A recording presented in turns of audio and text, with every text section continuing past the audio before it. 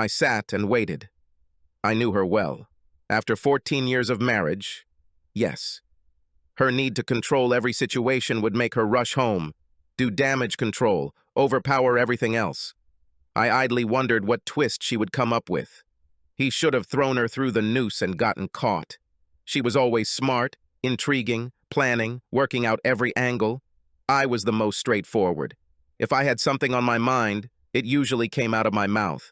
For better or worse, I was inclined to make an immediate decision. She hated it. It irritated her to no end when all her work and all her carefully laid plans went to waste. Don't get me wrong, I usually give her what she wants. Why? Because I'm a guy, and guys generally don't sweat much. If she wanted it, and if it didn't break us financially or damage our relationship, she got it. It made her happy, and then she made me happy, and then we were both happy. Happy, happy, happy. It didn't take her long to realize that there was a line in my head that said, when you cross it, things can get really bad. I heard her describe it to a friend once when she didn't know I was around. I call it the magic moment. The moment when he gets so angry that nothing else matters. Not his friends, not his work, not me, nothing.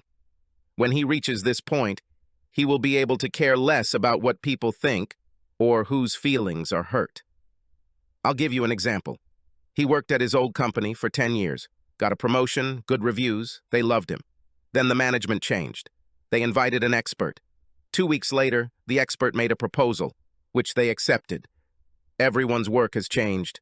Bob really didn't care. He'd been there so long he knew almost everything. Then the blow came. The expert noted that employees are paid approximately 25% more than companies with corresponding positions in this field, so they are being laid off to achieve parity. He was told that his share was just under $5,000 a year. He laughed at them. "Let me be clear," he said. "You want to cut our entire salary because that would bring us down to the local average, right? What efforts do you expect from us subsequently? The same amount or 25% less?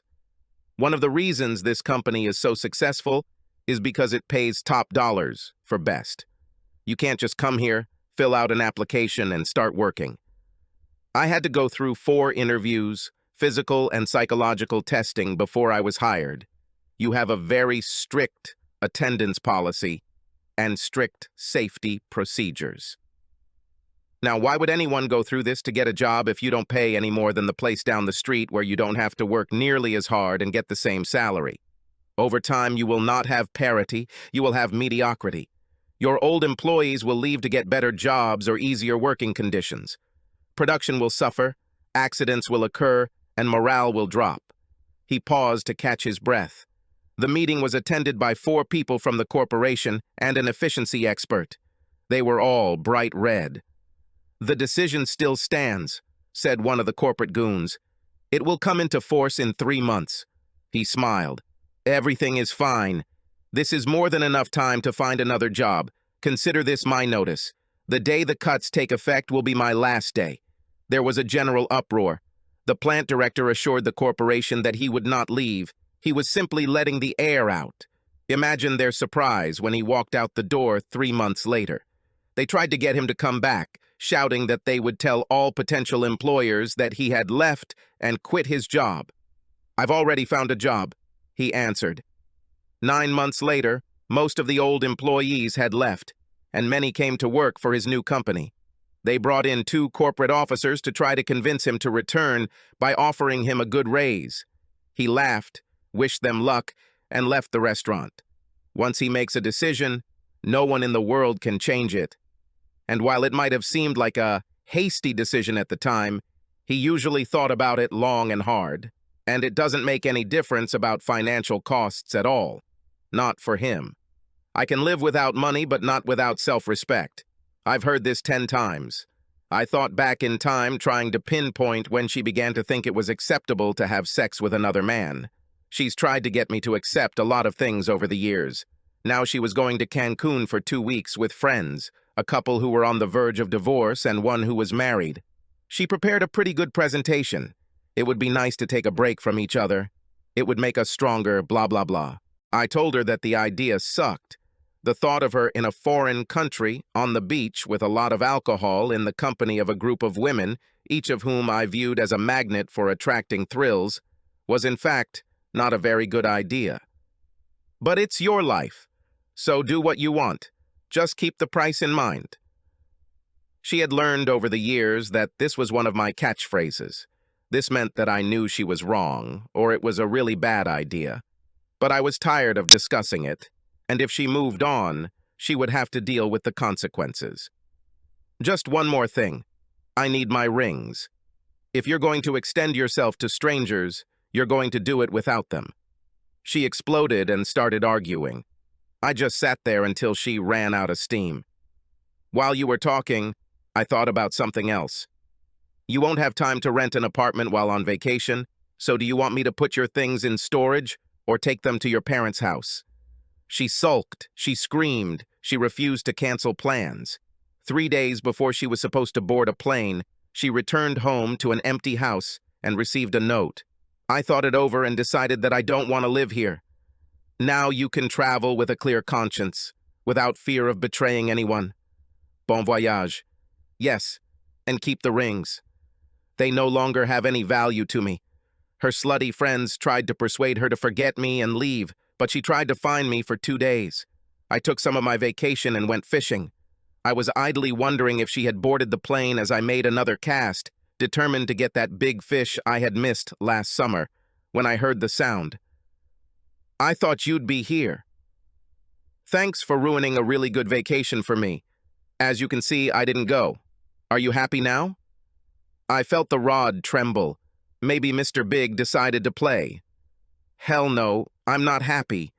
It's hard to understand that if I were a little weaker, you would go away. Spend a hell of a lot of time knowing that I was under your thumb. Why are you here? Are you trying to ruin my weekend? Will not work. Do you know why? Because you won't be here. Go home, go somewhere else. Just get the hell away from me.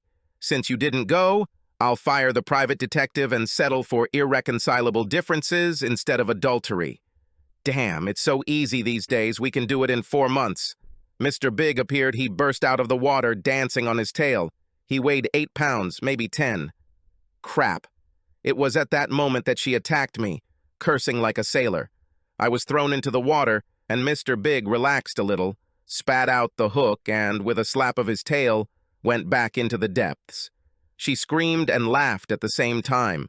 The water was just below waist level, but damn cold in early April. I walked out slowly. Now, maybe you'll talk to me. I don't want a divorce. Damn it.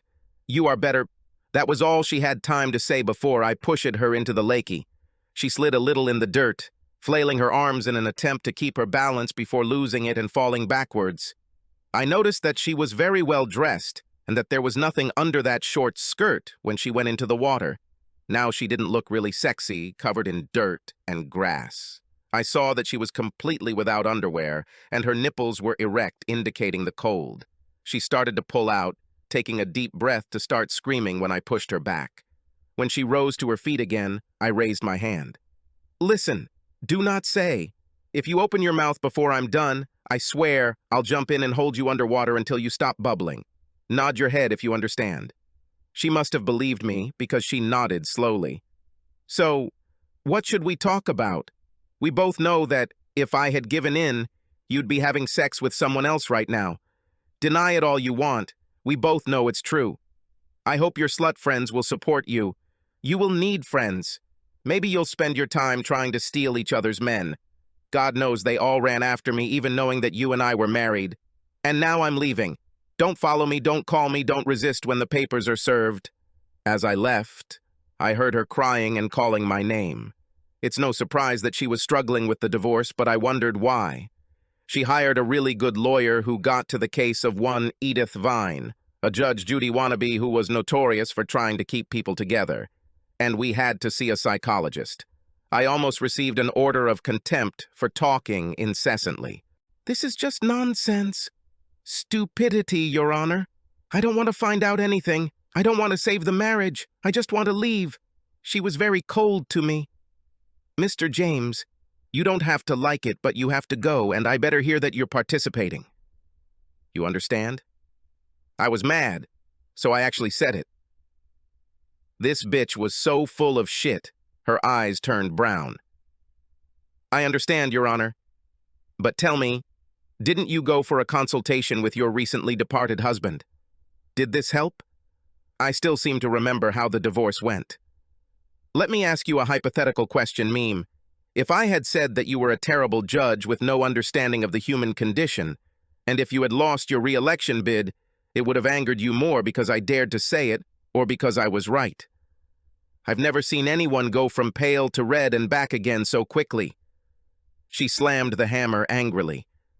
Take this man and charge him with contempt of court.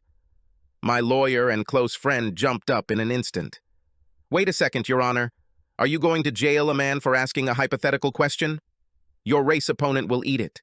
Please, he didn't mean anything like that. He's right, Your Honor. It was just a question. I take my words back. I just couldn't resist. However, when you lose in November and become an ordinary citizen on the street like the rest of us, I will definitely find you and tell you in detail about your abilities. Okay, I dodged the bullet of contempt, but she got back at me by raising the mandatory sessions from 6 to 12. The first 3 sessions were very unpleasant for both her and the therapist. I love to read, and instead of answering with real words, I use quotes from books and poems. Shakespeare was a goldmine. His work was full of cheating whores. They broke through my defenses in the 4th session. Maybe I was tired, maybe I wasn't as focused as I should have been. When she cried this time, I realized that she really meant it. Other times she did it too easily. This time she couldn't stop. The therapist asked why I married her. Because I loved her. I knew what she was like. I watched her all through high school and most of college. She manipulated everyone around her to get what she wanted. That's why I never tried to date her. Eventually, she had to ask me out. I went because I was curious. What does she need from me? I wasn't rich. I don't think I'm that good looking. And I wasn't into gaming. We were at a party thrown by one of her friends. Her boyfriend, who she broke up with, was there. She tried to use me to prove that she could have anyone she wanted. So he better submit. It took me about 3 minutes to figure it out. After that, I decided to have some fun. I barely paid attention to her for the rest of the evening, danced with her friends, flirted, groped her a little, everything where she could see me. She was furious. Finally, she pulled me outside and asked, "What the hell are you doing? You should be with me, the one you came with, you know? Behave yourself." She was shocked by my laughter. "What the hell do you think I'm doing? Apparently, I'm the scapegoat here for your boyfriend, who you forgot to tell you're still dating. I decided that since you lost the case, I would troll you a little. You need to find new friends. Loyalty must not be in their vocabulary. I already have 3 numbers, and Sue almost told me that after I take you home tonight, I should come back for a little private after party." Apparently, no one had ever talked to her like that before. She started crying. Until recently, I looked at her pointedly. I could never resist a crying woman. I told her I'd make a deal. She acts like she was my date tonight, and I was hers. We returned to the house, and she clung to my hand all night. We ignored everyone else and danced only with each other. After a while, we really relaxed and had a good time. I think she was very surprised when I left her at the door with just a little kiss. I had no intention of meeting her again, but she saw me as a challenge. She slowly penetrated my heart. I immediately told her that I was not into her games. We broke up a couple of times before she got the message. In short, we got married. When I was a child, I had a pig. It's possible that I could become the father of a child, but it's unlikely. When we found out about this, I proposed marriage to her. She chewed me out. I wanted to adopt, but she made one excuse after another until I realized it was too late. Now, looking back, that's a good thing. But, counselor, she has slowly returned to her old habits. Complacency, I suspect. These were small things, but over time they became bigger. What she didn't understand was that I didn't care what kind of car she wanted or what style of furniture was in the house. Such things don't mean the slightest to me. If it makes her happy, fine. But then she changed jobs and made new friends. She started wanting bachelorette parties at night. Again, I trusted her, so it didn't matter. She began to come home later and later, and one evening she came at 2 o'clock with disheveled hair, wrinkled clothes, and smeared lipstick. This was the beginning of the end. She knew she had screwed up big time. She apologized, saying that she was drunk and things didn't go further than kissing. I left her for 2 weeks. She begged, cried, swore that she would go to a psychologist.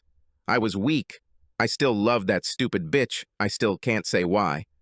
Things have gotten better. She realized she had control issues and really worked on them.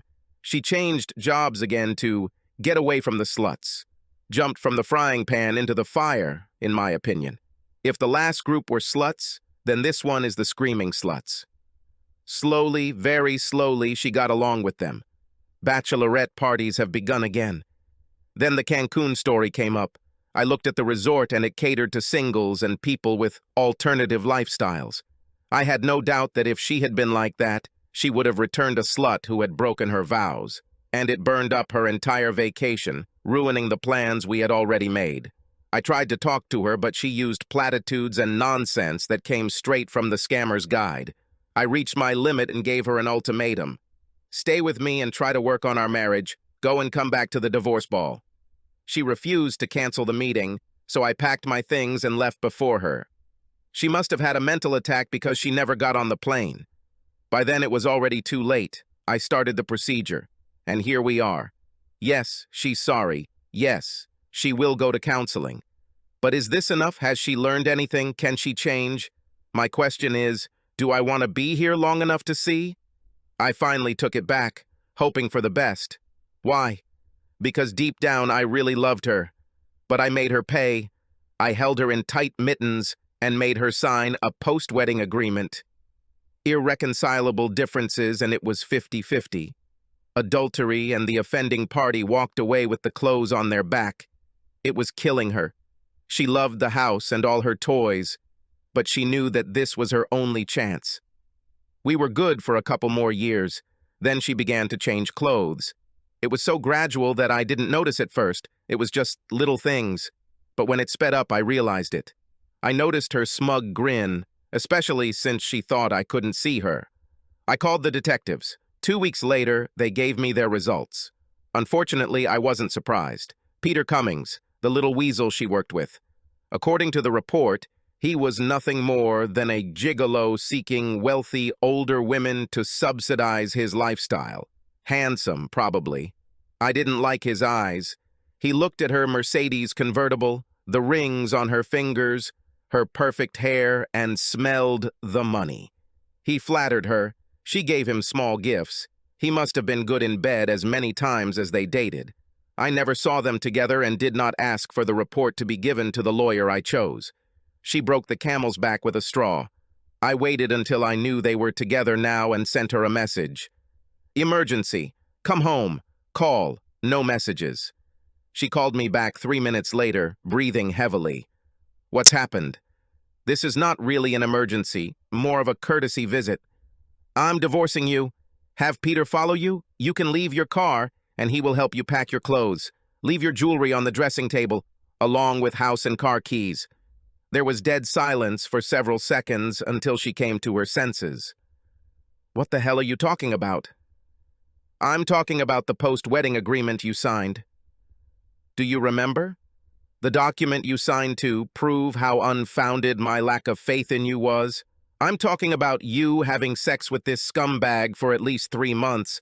I'm talking about you being in issue 334 of the seasons, naked except for a garter belt. What color is it? Lavender or purple? Live resolution can be quite muddy at times. Here I should call you a slut, but I can't because you pay for it with your little gifts and loans. I saw her looking around wildly, trying to see the cameras. Stop looking. You'll never find them. And tell Peter that the leather strap he's wearing looks absolutely ridiculous on a man of his age and build. There's a site on the internet called Funny Farm that has stupid pictures. Tell him I posted it about 20 minutes ago. I just became famous. He doesn't need to thank me. I have to go. The locksmith should be here any minute. Wait, I'll be right there. Please, I can explain everything. Curiosity got the better of me, so I grabbed a glass of my favorite wine and waited. I heard her drive up, her heels clicking quickly on the path as she ran in. She looked around wildly until she saw me in the office. I lit the fireplace and found the fire soothing. She slowly approached me, and I stood up. "Sit down," I commanded, pointing to the back of the chair which I placed opposite the sofa. She sighed to complain about my tone, but changed her mind and sat down. "Guilt," I said, pouring myself another drink. She nodded, Wisley remaining silent. I poured a glass, handed it to her, and sat down again. "Give me a second to get comfortable. I love fairy tales, but they tend to put me to sleep, so if I doze off, forgive me." She trembled, a sharp answer on her lips before her mind intervened. "Honey, you know that I love you, right?" She paused, waiting for my answer, and when I remained silent, she continued. "I'm really sorry. Peter was a mistake. But when we finished, I told him about it when I left." "I'm really sorry. Maybe you'll do better with the next one." Her anger exploded. "Really, Shane? You can't help here?" I laughed. "I'm really sorry. I didn't know I was supposed to help. How can I help you? Find another lover? There are a few guys in the office who might be interested, but most of them have pretty high standards. Maybe we could get nude photos of you back from Peter and I could show them the goods. I could do a review. You're pretty good when you want to be. Do you think this could work?" She turned pale, surprised at how much I actually knew. She was pretty stupid, in my opinion, allowing her lover to take nude glamour shots of her. "Please stop being mean to me. I'll tell you what, I'll do it if you just tell me why. Why, knowing that you can lose everything? Are you so stupid?" "I don't know exactly why. Let me give you an example. Do you remember a pair of Nikes I've been wearing for years? They are past their prime and are pretty worn out, but they stay on my feet so well that I can't bear the thought of giving them up. This is what my love for you is like. Sturdy, comfortable, and I will never leave you. When you see a pair of red 4-inch heels in a store window, you know they're not practical. They'll probably hurt your feet if you wear them too long, but you know you'll look and feel sexy in them. Them for a while. These shoes were Peter fun for a while, but I couldn't wear them every day. Do you understand, honey? It was just a fling, swaying a little in your heels, knowing you could go home and wear something that made you feel good. You understand?" I woke up. "I think I understand. Thanks for explaining it to me." I went to the closet in the hallway and took my jacket. She followed me. "What do you understand? You won't throw me out today, will you?" "No. My lawyer says I can't force you to leave until the papers are served, and even then I have to give you a reasonable amount of time to get your things. He suggested 2 weeks, so you'll probably be fine for 2.5, maybe 3 weeks, but you won't be able to sleep with me. I'll be a gentleman and move into the spare bedroom. I know how much you love that custom shower you told me to install." Her jaw dropped. I continued. "I'll tell you what. If you don't fuss, I'll help you find a good apartment, put down money, turn everything on, and pay 3 months of bills. You make decent money, but you've never had to pay bills, so I'll help you create a budget. You probably won't have anything left over for spa visits, expensive dinners, or shopping trips. But if you save, you can afford an evening out every 2 weeks or so. I'll even find you a decent used car, but you'll be responsible for the insurance. It's up to you to decide whether to take it or not, but in any case, you will leave." I reached into the hallway closet and pulled out my favorite black felt hat. It was vintage, straight out of the 60s. I had a great uncle who never left home without a hat, and when he died, he left me all of his hats, 31, all in excellent condition and kept in their original boxes. They suited me perfectly. I received them at a time when they were just coming into fashion. I thought I looked good in them, as do many of the ladies in my office. My dear wife said I looked stupid in them. I set the desired angle and opened the door. She was still trying to comprehend my words. "We need to continue the conversation. Try to figure it out. It's already 10. Where are you going?" I removed her hand from mine. "Buy shoes. I think I'll look for something young and sporty, or maybe I'll find something with cool Italian leather. If I can afford it, I'll probably get both. Do not wait for me. I laughed as I drove away, knowing she would press the speed dial button on my phone. It will ring. She should hear it clearly on the kitchen table. In the end, I got both in one package. She left me in the dust in her 6-inch heels. 10 years younger, she was smart, sexy, straightforward, and didn't play games. Goddess. I idolized the ground she walked on. She bought me hats for birthdays and anniversaries. Now I have more than 50. Gwen tried to resist, but when her lawyer looked at the prenuptial agreement, he urged her to accept my proposal. I didn't want her Mercedes, so I sold it, took half the money, and bought her a 4-year-old little Chevrolet. She even thanked me. She got married a couple of years later, and as far as I know, we no longer move in the same circles. They seem happy. I know that she was treated for quite a long time. Funny story, I actually went to court when my divorce was finalized, even though my lawyer said it wasn't necessary. I came across the judge who was handling my first attempt and ordered us to consult. Now she was just an ordinary city girl. She was there during her second divorce. I was almost accused of contempt because I couldn't stop laughing. Subscribe to our channel so that your second chaff doesn't cheat on you, and go ahead and listen to the next story, because this story is nothing compared to the next one. If you're under 18, don't even think about listening to the next one.